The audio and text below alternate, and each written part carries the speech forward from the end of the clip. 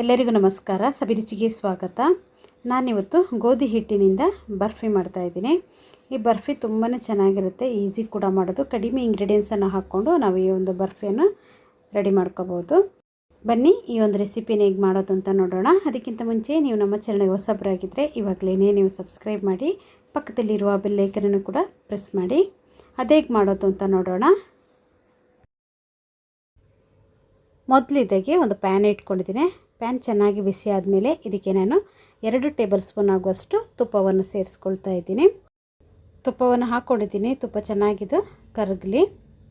ತುಪ್ಪ ಚೆನ್ನಾಗಿ ಕರಗಿದ ಮೇಲೆ ಇವಾಗ ನಾನಿಲ್ಲಿ 1 ಕಪ್ ಆಗುವಷ್ಟು ಗೋಧಿ ಹಿಟ್ಟನ್ನು ತಗೊಂಡಿದ್ದೀನಿ. ಗೋಧಿ ಹಿಟ್ಟನ್ನು ಚೆನ್ನಾಗಿ ಜರಳಿ ಹಿಡಿದು ಅದನ್ನು ಕೂಡ ನಾನಿಲ್ಲಿ ಈ ತುಪ್ಪದಲ್ಲಿ ಗೋಧಿ ಹಿಟ್ಟನ್ನು ಹಾಕ್ಕೊಳ್ತಾ ಇದ್ದೀನಿ.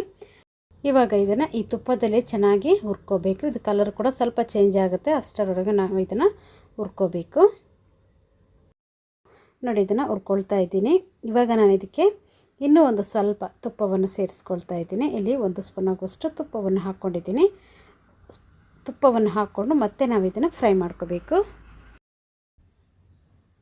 ನೋಡಿ, ಇಲ್ಲಿ ಪುನಃ 1 ಸ್ಪೂನ್ ತುಪ್ಪವನ್ನು ಹಾಕ್ಕೊಂಡು ಹುರ್ಕೊಂಡ್ಮೇಲೆ ಈ ಒಂದು ಕಲರ್ಗೆ ಬಂದಿದೆ ನೋಡಿ. ಇಷ್ಟು ನಾವು ಚೆನ್ನಾಗಿ ಹುರ್ಕೋಬೇಕು.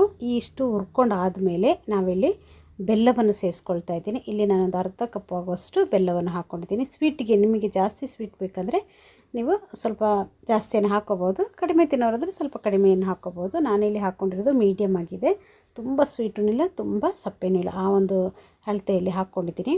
ಒಂದು 2 ಟೇಬಲ್ ಸ್ಪೂನ್ ಆಗುವಷ್ಟು ಈ ಬೆಲ್ಲದ ಜೊತೆಗೇ ನೀರನ್ನು ಕೂಡ ಸೇರಿಸ್ಕೊಳ್ತಾ ಇದ್ದೀನಿ. ಸೇರಿಸ್ಕೊಂಡು ಅದನ್ನು ಕೂಡ ಚೆನ್ನಾಗಿಲ್ಲಿ ಮೆಲ್ಟ್ ಮಾಡ್ಕೊಳ್ತಾ ಇದ್ದೀನಿ ನೋಡಿ. ಇವಾಗ ಇಲ್ಲೊಂದು ಅರ್ಧ ಸ್ಪೂನ್ ಆಗುವಷ್ಟು ಏಲಕ್ಕಿ ಪೌಡರನ್ನು ಹಾಕ್ಕೊಂಡಿದ್ದೀನಿ. ನಾನಿಲ್ಲಿ ಏಲಕ್ಕಿ ಪೌಡ್ರಿಗೆ ಸ್ವಲ್ಪ ಸಕ್ಕರೆಯನ್ನು ಸೇರಿಸ್ಕೊಂಡು ಏಲಕ್ಕಿ ಪುಡಿಯನ್ನು ಹಾಕ್ಕೊಂಡು ಪೌಡ್ರ್ ಮಾಡಿ ಇಟ್ಕೊಂಡಿದ್ವಿ. ಅದಕ್ಕೆ ಅದು ವೈಟ್ ಕಲರಾಗಿ ಕಾಣಿಸ್ತಾ ಇದೆ. ಇವಾಗ ಚೆನ್ನಾಗಿ ಮಿಕ್ಸ್ ಮಾಡ್ಕೊಂಡು ಆದಮೇಲೆ ಮತ್ತೆ ಪುನಃ ನಾನಿಲ್ಲಿ ಒಂದು 2 ಸ್ಪೂನ್ ಆಗುವಷ್ಟು ತುಪ್ಪವನ್ನು ಸೇರಿಸ್ಕೊಳ್ತಾ ಇದ್ದೀನಿ.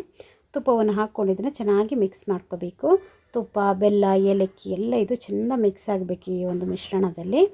ಇವಾಗ ಚೆನ್ನಾಗಿ ಮಿಕ್ಸ್ ಆದಮೇಲೆ ಇಲ್ಲಿ ಒಂದು ಅರ್ಧ ಕಪ್ ಆಗುವಷ್ಟು ಗಟ್ಟಿ ಹಾಲನ್ನು ನಾನಿಲ್ಲಿ ಹಾಕ್ಕೊಳ್ತಾ ಇದ್ದೀನಿ. ಹಾಕ್ಕೊಂಡಿದ್ದೀನಿ, ಚೆನ್ನಾಗಿ ಮಿಕ್ಸ್ ಮಾಡ್ಕೊಳ್ಳೋಣ. ಇವಾಗ ಇದು ಫುಲ್ಲು ಸಾಫ್ಟಾಗಿ ಬರುತ್ತೆ ನೋಡಿ. ಚೆನ್ನಾಗಿ ಮಿಕ್ಸ್ ಮಾಡ್ಕೊಳ್ತಾ ಇರಬೇಕು. ಉರಿಯನ್ನು ಮಾತ್ರ ನೀವು ಸಿಮ್ಮಲ್ಲಿ ಇಟ್ಕೊಂಡೇ ಇದನ್ನು ಮಾಡ್ಕೋಬೇಕು, ಇಲ್ಲಾಂದರೆ ಇದು ಸೀದೋಗ್ಬಿಡುತ್ತೆ ನೋಡಿ. ಚೆನ್ನಾಗಿದು ಮಿಕ್ಸ್ ಮಾಡ್ಕೊಳ್ತಾ ಇದ್ದೀನಿ ನೋಡಿ. ಇದು ಸಾಫ್ಟ್ ಆಗಬೇಕು. ಈ ಥರ ನಾವು ಕಲಿಸ್ತಾ ಇರಬೇಕಾದ್ರೆ ನೋಡಿ, ಈ ಥರ ಒಂದು ಸ್ವಲ್ಪ ನೈಸಾಗಿ ಬರಬೇಕಿದು ನೋಡಿ. ಈ ಥರ ಈ ಒಂದು ಅಳತೆಗೆ ಇದು ಬಂದರೆ ಸಾಕಾಗುತ್ತೆ. ಇವಾಗ ಸ್ಟವನ್ನು ಆಫ್ ಮಾಡ್ಕೊಂಡಿದ್ದೀನಿ. ಆಫ್ ಮಾಡ್ಕೊಂಡ್ಮೇಲೆ ಇಲ್ಲಿ ಒಂದು ನಾನು ಬಾಕ್ಸ್ ತಗೊಂಡಿದ್ದೀನಿ ನೋಡಿ. ಇದಕ್ಕೆ ಸ್ವಲ್ಪ ತುಪ್ಪವನ್ನು ಸವರ್ಕೊಂಡು ಇಟ್ಕೊಳ್ಳೋಣ. ನಾನಿಲ್ಲಿ ಒಂದು ಟಿಫನ್ ಬಾಕ್ಸನ್ನು ತಗೊಂಡಿರೋದು. ಇವಾಗ ನಾನು ರೆಡಿ ಮಾಡಿ ಇಟ್ಕೊಂಡಿದ್ದೀನಲ್ಲ, ಈ ಒಂದು ಮಿಶ್ರಣವನ್ನು ಇದಕ್ಕೆ ಹಾಕ್ಕೊಳ್ಳೋಣ. ಬಿಸಿ ಬಿಸಿ ಇರುವಾಗಲೇ ಇದನ್ನು ನಾವು ಹಾಕ್ಕೋಬೇಕು, ಯಾಕಂದರೆ ಅದು ಸೆಟ್ ಆಗಬೇಕಲ್ಲ, ಅದಕ್ಕೋಸ್ಕರ ಎಲ್ಲವನ್ನು ಹಾಕ್ಕೊಳ್ತಾ ಇದ್ದೀನಿ. ತುಪ್ಪವನ್ನು ಹಾಕೋದ್ರಿಂದ ಇದು ಕ್ಲೀನಾಗಿ ಬಿಟ್ಕೊಳ್ಳುತ್ತೆ, ಅದಕ್ಕೋಸ್ಕರ ತುಪ್ಪವನ್ನು ಸವರ್ಕೊಳ್ಳಿ. ತುಪ್ಪವನ್ನು ಸವರ್ಕೊಂಡ್ಮೇಲೆ ನೋಡಿ, ಎಲ್ಲವನ್ನು ಹಾಕ್ಕೊಂಡ್ಮೇಲೆ ಇದನ್ನು ಚೆನ್ನಾಗಿ ಈ ಥರ ಪ್ರೆಸ್ ಮಾಡ್ಕೋಬೇಕು. ಇದು ಕ್ಲೀನಾಗಿ ಎಲ್ಲ ಒಂದೇ ಥರ ಇರಬೇಕಲ್ಲ, ಅದಕ್ಕೋಸ್ಕರ ನೋಡಿ ಒಂದು ಸೌಟಿನಿಂದಲೇ ಈ ಥರ ಇದನ್ನು ಚೆನ್ನಾಗಿ ಪ್ರೆಸ್ ಮಾಡಿಕೊಂಡೆ ಇದು ಕ್ಲೀನಾಗಿ ಸೆಟ್ ಆಗುತ್ತೆ. ಒಂದು ಸ್ಪೂನಿಂದ ನಾನು ಇದನ್ನು ಸಮವಾಗಿ ಮಾಡ್ಕೊಳ್ತಾ ಇದ್ದೀನಿ ನೋಡಿ. ಸ್ವಲ್ಪ ಒತ್ತಿ ಮಾಡ್ಕೊಳ್ಳಿ, ಆವಾಗ ಕ್ಲೀನಾಗಿದ್ದು ಸೆಟ್ ಆಗುತ್ತೆ. ಇದನ್ನು ಕಟ್ ಮಾಡಬೇಕಾದ್ರೆ ಪೂರ್ತಿಯಾಗಿದ್ದು ತಣ್ಣಗಾಗಬೇಕು. ಇವಾಗ ಇದನ್ನು ತಣ್ಣಗಾಗಲಿಕ್ಕೆ ಇಟ್ಬಿಡೋಣ. ಹೊರಗಡೆನೂ ಬೇಕಾದರೆ ನೀವು ತಣ್ಣಗಾಗಲಿಕ್ಕೆ ಇಡ್ಬೋದು, ಇಲ್ಲಾಂದರೆ ಇದನ್ನು ಫ್ರಿಜ್ಜಲ್ಲಿಟ್ಟು ಕೂಡ ನೀವು ಇದನ್ನು ತಣ್ಣಗೆ ಮಾಡ್ಕೋಬೋದು. ತಣ್ಣಗೆ ಆದಮೇಲೆ ನಾವು ಇದನ್ನು ಕಟ್ ಮಾಡ್ಕೊಳ್ಳೋಣ. ಇವಾಗ ಇದು ಪೂರ್ತಿಯಾಗಿ ತಣ್ಣಗಾಗಿದೆ ನೋಡಿ. ಇವಾಗ ನಾನು ಇದನ್ನು ಕಟ್ ಮಾಡ್ಕೊಳ್ತಾ ಇದ್ದೀನಿ.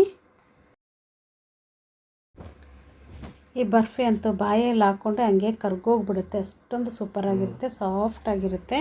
ಸ್ವೀಟ್ ತಿನ್ನಬೇಕು ಅನ್ನಿಸ್ದಾಗೆಲ್ಲ ಈ ಥರ ಒಂದು ಸ್ವೀಟನ್ನು ಈಸಿಯಾಗಿ ನೀವು ಮನೇಲಿ ಮಾಡ್ಕೋಬೋದು.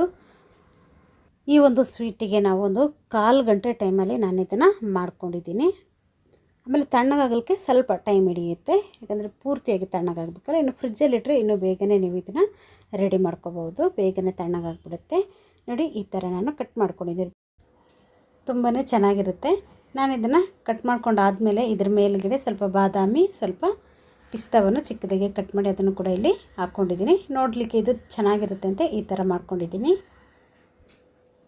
ನೋಡಿದ್ರಲ್ವ ಎಷ್ಟೊಂದು ಸುಲಭವಾಗಿ ನಾವು ಗೋಧಿ ಹಿಟ್ಟಿನ ಬರ್ಫಿಯನ್ನು ಮಾಡ್ಕೊಂಡಿದ್ದೀವಿ ಅಂತ.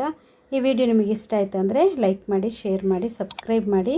ವಿಡಿಯೋ ನೋಡಿದ್ದಕ್ಕಾಗಿ ಧನ್ಯವಾದಗಳು. ನಾನು ಸಬಿ.